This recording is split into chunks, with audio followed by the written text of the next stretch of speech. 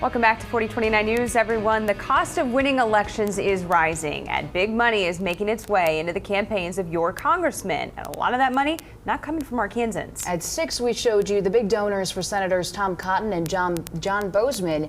And now 4029's Daniel Armbruster shifts his focus to the House of Representatives. This story only on 4029 News. Representatives Steve Womack and Bruce Westerman serve Arkansas Districts 3 and 4 in Congress, covering most of Northwest Arkansas and the River Valley.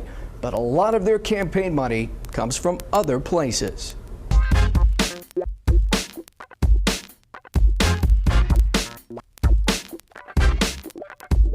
Records obtained from the Federal Election Commission show in the past 3 years, Congressman Steve Womack's campaign has received more than $1.9 million in contributions, but more than $1.2 million of that came from addresses listed outside of Arkansas.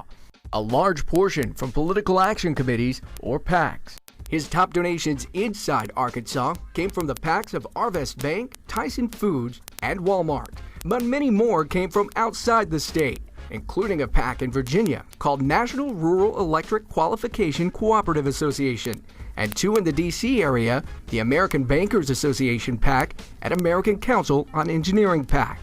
We talked with Congressman Womack about big out-of-state donors and what they expect after they donate. I have nobody that comes to me and says, no, not a single individual that comes to me and says, look, I'm going to make a contribution to your campaign and I want something in return for it. Robert McGuire, an investigator with the nonpartisan group Center for Responsive Politics, says donors may not directly approach lawmakers, but their money still influences politicians. The way the influence works is I helped you get into office, and now you know every time you vote on something that has to do with my industry or my well-being or my bottom line, you're going to have that in the back of your mind when you're voting, and that's going to influence how you're voting. Womack says he believes campaign finance reform is needed, but warns overreach could impede on freedom of speech. Congress has to be very careful that we don't go overboard, throw the baby out with the bathwater. When it comes to individual donations, most of Congressman Womack's top campaign contributions came from within Arkansas.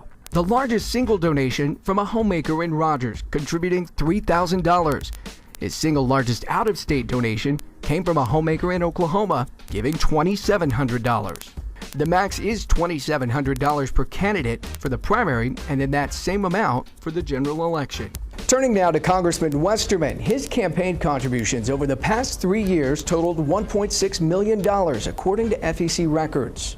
And nearly $1 million of that came from Arkansas addresses, while more than $650,000 came from out-of-state addresses. According to the Center for Responsive Politics and FEC records, Westerman's top campaign donors included political action committees related to forestry products, oil and gas, and commercial bank.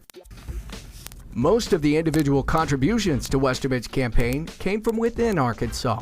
The highest single donor, a business owner in Little Rock, at $5,000. Congressman Westerman's press secretary originally agreed to an interview, then later told us he made a mistake and the congressman's schedule was too full. Daniel Armbruster, 4029 News. Well, for more information on the donations to the candidates who ran against Congressman Womack and Westerman, you can visit our website. That's 4029tv.com.